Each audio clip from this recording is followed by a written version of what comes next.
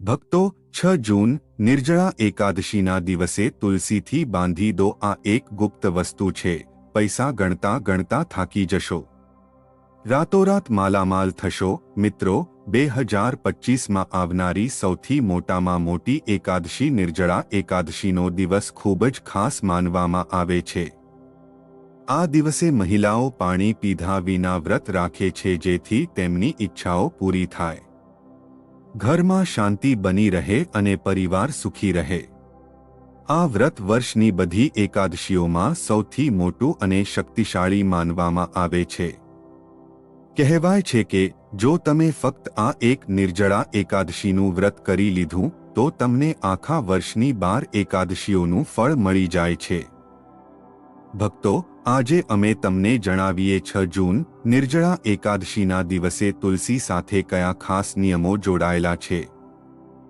તુલસી નીચે એવી કઈ વસ્તુ બાંધી દેવાથી ઘરમાં આખું વર્ષ દરમિયાન બરકત બની રહે છે ધનની કમી નથી થતી અને સુખ સમૃદ્ધિ સતત બની રહે છે જો તમે આ ઉપાય યોગ્ય રીતે કરી લીધો તો પૈસા ગણતા ગણતા તમે થાકી જશો ભક્તો નિર્જળા એકાદશીના દિવસે તુલસીમાં એક ખાસ વસ્તુ નાખી દો આવું કરવાથી રાતોરાત ધન સમૃદ્ધિ આવવા લાગે છે સાથે જ તુલસીમાં કયું જળ ક્યારેય ન નાખવું જોઈએ અને તુલસીના મૂળમાં શું દબાવવું જોઈએ તે જાણવું પણ જરૂરી છે જો તમે આ વાતોનું ધ્યાન ન રાખ્યું તો જીવનમાં ઘણી મુશ્કેલીઓ આવી શકે છે પરંતુ જો તમે આ નિયમોનું પાલન કરો છો તો જીવનમાં ખૂબ પ્રગતિ મળશે અને તમે ધનવાન બની શકો છો કહેવાય છે કે આ દિવસે માતા તુલસી પણ નિર્જળા વ્રત રાખે છે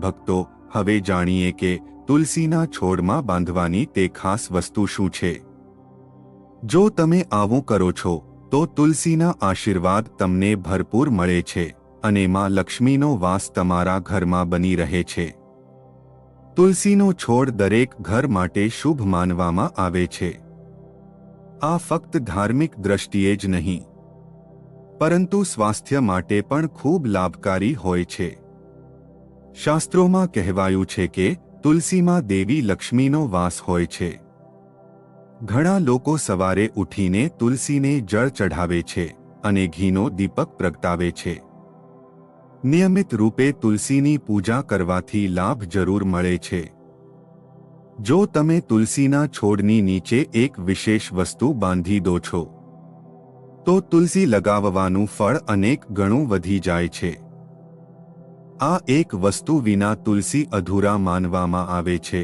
અને તે વસ્તુ તુલસીને પૂર્ણ બનાવે છે તેનું મહત્વ શાસ્ત્રોમાં વિસ્તારપૂર્વક સમજાવવામાં આવ્યું છે તુલસી ભગવાન વિષ્ણુને અત્યંત પ્રિય છે અને જ્યારે તુલસીને ભોગ લગાવીને શ્રી હરિને અર્પણ કરવામાં આવે છે તો ભગવાન વિષ્ણુ પ્રસન્ન થઈ જાય છે ભક્તો ભારતમાં જ નહીં પરંતુ દુનિયાના ઘણા દેશોમાં તુલસીને એક ગુણકારી છોડ માનવામાં આવ્યો છે તેમાં અનેક ઔષધીય ગુણ હોય છે અને કોઈ પણ યજ્ઞ કે પૂજામાં તુલસીનો પ્રયોગ જરૂરી માનવામાં આવે છે તુલસીનો છોડ એક ખૂબ જ પૂજનીય છોડ હોય છે વિષ્ણુ પુરાણમાં તુલસીને ભગવાન વિષ્ણુની પત્ની જણાવવામાં આવી છે આ કારણથી તુલસીને જગત જનની માનવામાં આવી છે તુલસીને બધા દેવી દેવતાઓથી વરદાન મળેલું છે જેનાથી તેનું પાન અમૃતથી ભરપૂર માનવામાં આવે છે જે જગ્યાએ તુલસીનો છોડ હોય છે ત્યાં બ્રહ્મા વિષ્ણુ અને મહેશ એટલે કે ત્રિદેવનો વાસ માનવામાં આવે છે તુલસીની પૂજા કરવાથી બધા દુઃખ કષ્ટ અને પરેશાનીઓ દૂર થઈ જાય છે જેમ સૂરજ નીકળવાથી અંધારું ખતમ થઈ જાય છે શાસ્ત્રો અનુસાર જે ઘરોમાં તુલસીનો છોડ હંમેશા લીલોછમ રહે છે ત્યાં સુખ શાંતિ અને સમૃદ્ધિ બની રહે છે ભગવાન વિષ્ણુની પૂજામાં અને તેમને ચઢાવવામાં આવતા ભોગમાં તુલસીનું પાન જરૂરી હોય છે કારણ કે તુલસીપત્ર વિના ભગવાન વિષ્ણુ કોઈ ભોગ સ્વીકાર કરતા નથી તુલસી તેમને ખૂબ પ્રિય છે આથી એકાદશીની પૂજામાં ભગવાન વિષ્ણુને તુલસી જરૂર અર્પણ કરવી જોઈએ. આ જ કારણે દરેક ઘરમાં તુલસીનો છોડ જરૂર હોવો જોઈએ. જો તમારા ઘરમાં તુલસી છે ભક્તો, તો નિર્જળા એકાદશીના દિવસે તમને સવારે ઉઠીને સ્નાન કરીને તાંબાના વાસણમાં શુદ્ધ જળ ભરીને તુલસી માતાને અર્પણ કરવું જોઈએ. આની સાથે સાથે ઘરની સુખ, શાંતિ અને સમૃદ્ધિ માટે આ દિવસે તુલસી માતાને ચુંદડી જરૂર ચઢાવવી જોઈએ. અવારનવાર લોકો તુલસીનો છોડ તો લગાવી દે છે, પરંતુ ચુંદડી ચઢાવવાનું ભૂલી જાય છે. આ કારણે તેમને પૂર્ણ ફળ મળી શકતું નથી.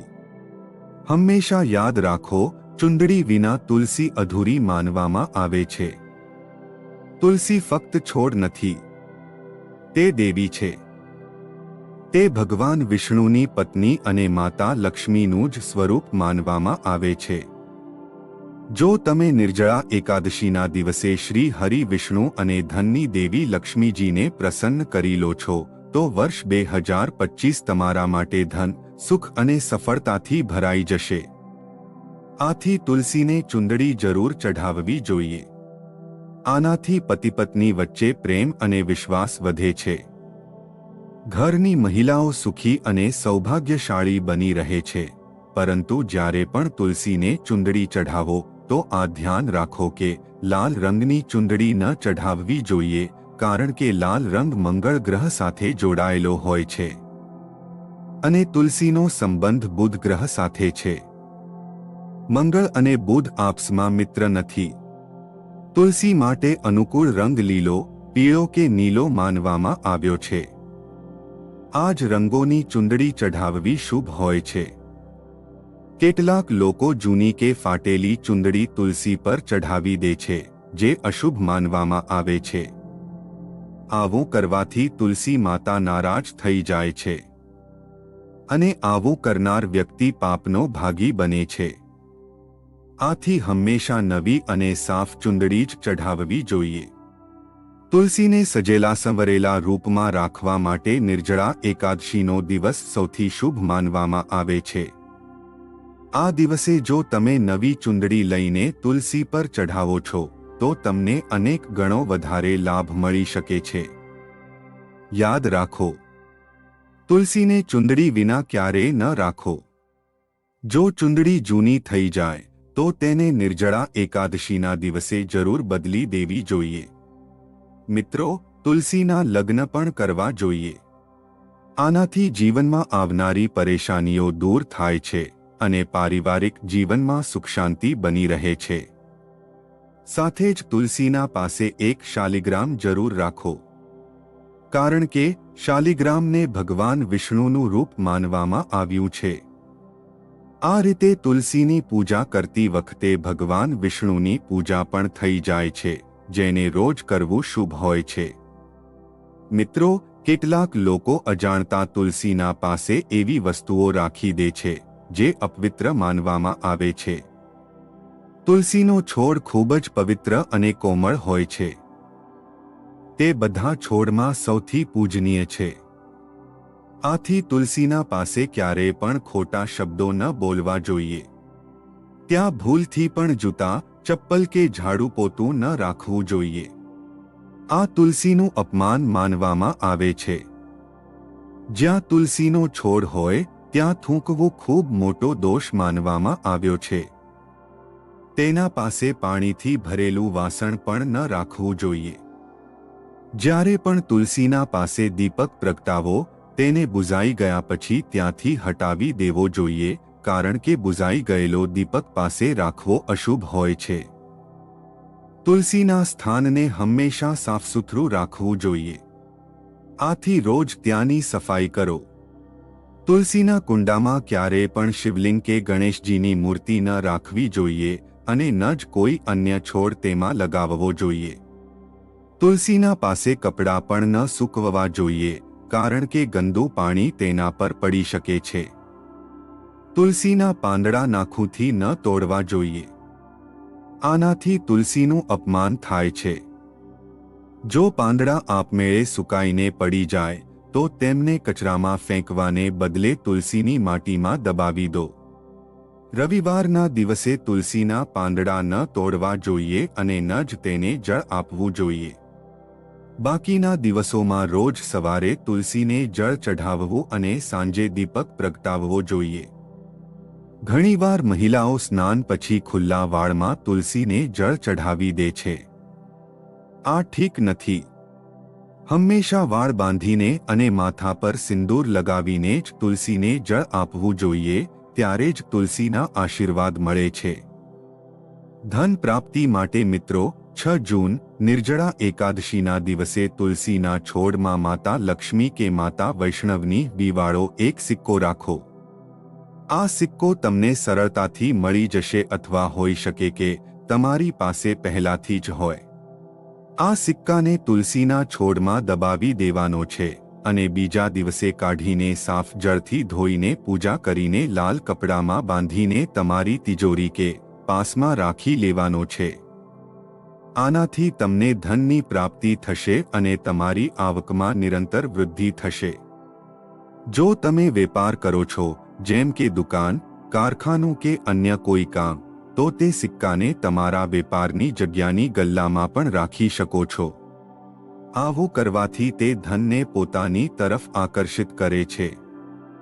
દુકાનમાં ગ્રાહકોની ભીડ બની રહે છે અને વેપાર સરસ ચાલે છે. મિત્રો, જ્યારે પણ તમે ઘરમાં તુલસીનો છોડ લગાવો, તો ધ્યાન રાખો કે તમે સાફ સુથરી માટીનો જ ઉપયોગ કરો. ક્યારે પણ સ્મશાન ભૂમિ કે ગંદા સ્થાનની માટી તુલસી માટે ન લો, નહીંતર તુલસીમાં નારાજ થઈ શકે છે અને છોડ સુકાવા લાગે છે. તુલસીને ગંદા સ્થાનો જેમ કે ગટર કે બાથરૂમના પાસે ક્યારેય ન લગાવો, કારણ કે ત્યાં પડતું ગંદુ પાણી અશુભ માનવામાં આવે છે. ઘરમાં તુલસીનો છોડ ક્યારેય સુકાવવો ન જોઈએ. માન્યતા છે કે સુકાયેલી તુલસી અશુભ સંકેત આપે છે, જેનાથી ઘરની સુખ શાંતિ અને સમૃદ્ધિ પર અસર પડે છે.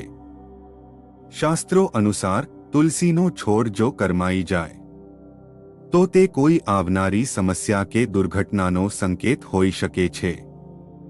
આથી નિર્જળા એકાદશીના દિવસે તુલસીનો નવો છોડ લગાવવો ખૂબ જ શુભ માનવામાં આવે છે. જેમ જેમ તે વધશે, તેમ તેમ તમારા ઘરની તરક્કી પણ વધશે. તુલસીનું યોગ્ય રીતે ધ્યાન રાખવું જરૂરી છે. તેને હંમેશા લીલોછમ રાખો અને તેમાં ક્યારેય પણ કોઈ કેમિકલ ન નાખો. ગાયનું છાણ અને જૈવિક ખાતરનો જ ઉપયોગ કરો. સાથે જ ધ્યાન રાખો કે તુલસીમાં મકડીના જાળા કે કીડા ન લાગે, નહીંતર લક્ષ્મીજી ત્યાં વાસ નથી કરતી. મિત્રો, હવે અમે તમને એ પણ જણાવી દઈએ કે આ વર્ષે નિર્જળા એકાદશી 6 જૂનના રોજ પડી રહી છે. આ દિવસે તુલસીની પૂજાની સાથે સાથે ભગવાન શિવની પણ પૂજા કરવી જોઈએ, કારણ કે આ દિવસ જે શિવજીને સમર્પિત હોય છે. આથી આ દિવસે શિવ પૂજાનું વિશેષ મહત્વ છે. સાથે જ મંગળ દોષથી મુક્તિ માટે હનુમાનજી અને શનિદેવને પણ દીપક અર્પણ કરવો જોઈએ. આનાથી તમારા કાર્યોમાં સફળતા મળે છે. મિત્રો, વિડીયોમાં આગળ વધતા પહેલા કૃપા કરીને આ વિડીયોને લાઇક જરૂર કરો અને આપણી ચેનલને સબસ્ક્રાઇબ અવશ્ય કરી કોમેન્ટ બોક્સમાં સાચા દિલથી જય માતા લક્ષ્મીજી લખી દેજો. શ્રી કૃષ્ણ કહે છે કે જે વ્યક્તિ રોજ તુલસીના દર્શન કરે છે તેને સ્વર્ગની પ્રાપ્તિ થાય છે અને તુલસીપત્રના સેવનથી તેના બધા પાપ નષ્ટ થઈ જાય છે. તુલસીનો છોડ હંમેશા ઘરની સામે લગાવવો જોઈએ. વિશેષ રૂપે પૂર્વ કે ઉત્તર દિશામાં લગાવવો ખૂબ જ શુભ માનવામાં આવ્યો છે. જો તુલસીના કુંડામાં અન્ય છોડ ઉગવા લાગે, તો તેમને હટાવી દો. જો તુલસીના અન્ય છોડ જાતે જ ઉગે છે, તો તેમને બીજાને દાનમાં આપો. એવું માનવામાં આવે છે કે જ્યારે ઘરમાં તુલસીના ઘણા છોડ આપમેળે ઉગવા લાગે છે, તો ત્યાં લક્ષ્મી માતાનો વાસ હોય છે. તુલસીના પાસે ક્યારેય કાંટેદાર છોડ ન રાખવા જોઈએ, કારણ કે આનાથી તુલસીમાં પ્રસન્ન નથી થતી. તુલસીના પાસે રણપ્રદેશીય છોડ રાખવા ખૂબ અશુભ માનવામાં આવે છે. આવા છોડથી નકારાત્મક ઉર્જા ફેલાય છે. ધર્મ ગ્રંથોમાં કહેવાયું છે કે જે છોડમાં ન હરિયાળી હોય છે, ન ફૂલ લાગે છે અને જેમાં ફક્ત કાંટા હોય છે, તેમને તુલસીના પાસે ક્યારેય ન રાખવા જોઈએ. અસલમાં આ છોડને ઘરમાં કોઈ પણ જગ્યાએ ન લગાવવા જોઈએ, કારણ કે તે ઘરનું વાતાવરણ ખરાબ કરી દે છે. ઘણા લોકો નાગફણીનો છોડ સજાવટ માટે ઘરમાં રાખે છે, પરંતુ આવું કરવું ઠીક નથી. નાગફણીને ભૂલથી પણ તુલસીના પાસે ન રાખો, કારણ કે તે તુલસીની સકારાત્મક શક્તિને ખતમ કરી દે છે. વળી કેળાનું છોડ ખૂબ શુભ માનવામાં આવ્યું છે. જો તમે તુલસીના પાસે કેળાનો છોડ લગાવો છો, તો તેનો લાભ અનેક ગણો વધી જાય છે. માન્યતા છે કે કેળામાં ભગવાન વિષ્ણુનો વાસ હોય છે અને જ્યાં વિષ્ણુ હોય છે, ત્યાં લક્ષ્મી પણ આવે છે. મિત્રો, નિર્જળા એકાદશીના દિવસે તુલસીની પૂજાની સાથે તેના કુંડામાં શાલિગ્રામ રાખવું પણ જરૂરી હોય છે. આનાથી તુલસીનો પ્રભાવ વધુ વધી જાય છે. શાલિગ્રામ ભગવાન વિષ્ણુનું નિરાકાર રૂપ માનવામાં આવ્યું છે. આ કાળા રંગનો પથ્થર હોય છે, જેને ખૂબ પવિત્ર અને શુભ માનવામાં આવ્યું છે. આ પથ્થર વિશેષ રૂપે ઉત્તરાની નદીમાં જોવા મળે છે અને તેમાં થોડી માત્રામાં સોનું પણ મળી શકે છે. જ્યારે શાલિગ્રામને તુલસીના કુંડામાં રાખવામાં આવે છે, તો આનાથી ઘરની બધી નકારાત્મકતા દૂર થઈ જાય છે અને માં લક્ષ્મીની કૃપા પણ મળે છે. જે ઘરમાં શાલિગ્રામ હોય છે, ત્યાં ક્યારેય ધનની કમી નથી થતી. જૂના ગ્રંથો અનુસાર શાલિગ્રામવાળું ઘર સૌથી શુભ માનવામાં આવે છે. તેની પૂજા કરવાથી બધા પ્રકારના સુખોની પ્રાપ્તિ થાય છે. આ સ્વયંભૂ હોય છે, આથી તેની પ્રાણ પ્રતિષ્ઠા કરવાની જરૂર નથી હોતી. જો તુલસીના પાસે રાખીને શાલિગ્રામની રોજ પૂજા કરવામાં આવે, તો ધનની કોઈ કમી નથી રહેતી. વિષ્ણુ પુરાણમાં લખ્યું છે કે મૃત્યુના સમયે શાલિગ્રામનું ચરણામૃત પીવડાવવાથી બધા પાપોમાંથી મુક્તિ મળે છે અને વ્યક્તિ વૈકુંઠે જાય છે. આ ચરણામૃત અમૃતની જેમ કામ કરે છે. જે તેને શ્રદ્ધાથી ગ્રહણ કરે છે, તેને મોક્ષની પ્રાપ્તિ થાય છે. કેટલાક લોકો તેને માથા પર હાથ ફેરવવા માટે ઉપયોગ કરે છે, પરંતુ શાસ્ત્રોમાં આવું કરવાનો કોઈ ઉલ્લેખ નથી. ચરણામૃતને હંમેશા જમણા હાથથી અને શ્રદ્ધા સાથે ગ્રહણ કરવું જોઈએ. જ્યારે પણ શાલિગ્રામ ઘરમાં લાવો, તો આ સુનિશ્ચિત કરો કે તે અસલી હોય. આજકાલ બજારમાં નકલી શાલિગ્રામ મળે છે, જેમની પૂજાથી કોઈ ફળ નથી મળતું. ઘરમાં એક જ શાલિગ્રામ રાખવા જોઈએ અને તેની નિયમિત પૂજા કરવી જોઈએ. ધર્મ ગ્રંથોમાં કહેવાયું છે કે ભગવાન વિષ્ણુની મૂર્તિથી પણ અધિક શ્રેષ્ઠ શાલિગ્રામ હોય છે. શાલિગ્રામની પૂજા કરતી વખતે તેને ચંદન લગાવીને ઉપર એક તુલસીનું પાન અવશ્ય રાખવું જોઈએ. રોજ શાલિગ્રામને પંચામૃતથી સ્નાન કરાવવું જોઈએ. આવું કરવાથી જૂના જન્મોના પાપ પણ ખતમ થઈ જાય છે. શાલિગ્રામને સાત્વિક અને સકારાત્મક ઉર્જાનું પ્રતીક માનવામાં આવ્યું છે. એક વાત વિશેષ ધ્યાન રાખવાની છે કે તુલસીનો છોડ ક્યારેય પણ લાલચ કે સ્વાર્થમાં આવીને ન લગાવવો જોઈએ. જો તમે તુલસીનો છોડ લગાવો છો, તો તેની રોજ શ્રદ્ધાથી પૂજા કરવી જોઈએ. જો તમે આ નિયમ નથી નિભાવી શકતા, તો બહેતર છે તુલસીનો છોડ ન લગાવો, કારણ કે અધૂરી ભક્તિથી તુલસી માનું અપમાન થઈ શકે છે અને તેની અસર તમારા જીવન પર નકારાત્મક રૂપમાં પડી શકે છે. આથી ભક્તો, તુલસીના કુંડામાં શાલિગ્રામ અવશ્ય રાખો અને સાચા મનથી તેની દેખભાળ કરો. માં લક્ષ્મી પ્રસન્ન થશે અને તમારા જીવનમાં સુખ સમૃદ્ધિ લઈને આવશે. વર્ષ 2025 તમારા માટે ધન લાભ અને તરક્કીનું વર્ષ બની શકે છે.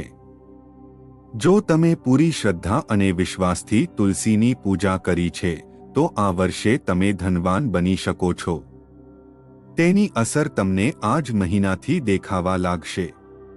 અમે જે ઉપાય જણાવી રહ્યા છીએ તે ખૂબ જ પ્રભાવશાળી માનવામાં આવ્યા છે. મિત્રો, ભગવાન રામ સ્વયં વિષ્ણુના અવતાર હતા, પરંતુ તેમણે પણ પોતાના જીવનમાં ભગવાન વિષ્ણુની પૂજા કરી અને આ જ કારણથી તેમણે લોકોને ભક્તિ અને ધર્મનો માર્ગ બતાવ્યો.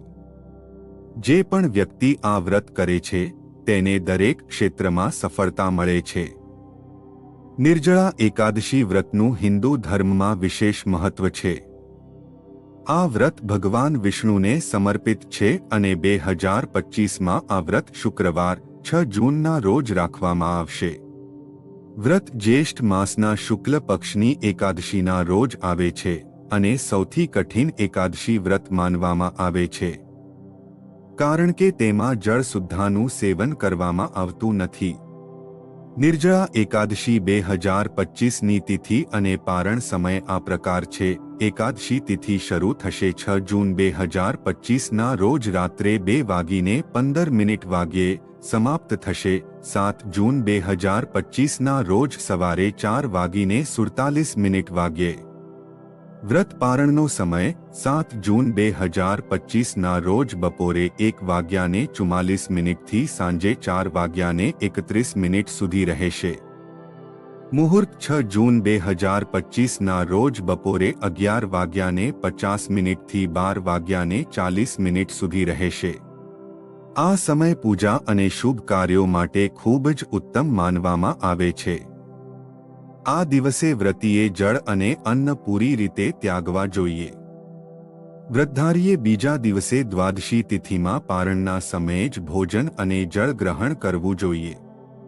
જો કે જો સ્વાસ્થ્યના કારણે જરૂરી હોય તો તુલસી મિશ્રિત જળ કે ગંગાજળના કેટલાક ટીપા લઈ શકાય છે, પરંતુ આનાથી વ્રતની પૂર્ણતામાં થોડી કમી માનવામાં આવે છે. પૂજા વિધિની વાત કરીએ તો સૌથી પહેલા સવારે સ્નાન કરીને સ્વચ્છ વસ્ત્રો પહેરો. પછી વ્રતનો સંકલ્પ લો અને ભગવાન વિષ્ણુનું ધ્યાન કરો. આના પછી ભગવાન વિષ્ણુની પ્રતિમા કે ચિત્ર સામે દીપક પ્રગટાવો અને ફૂલ, ધૂપ, નૈવેદ્ય વગેરે અર્પણ કરો. પછી મંત્રનો જાપ કરો. દિવસભર ભજન, કીર્તન અને વિષ્ણુ સહસ્રનામનો પાઠ કરો. સાથે જ અન્ન, વસ્ત્ર, જળપાત્ર અને છત્રી જેવી ઉપયોગી વસ્તુઓનું દાન કરો.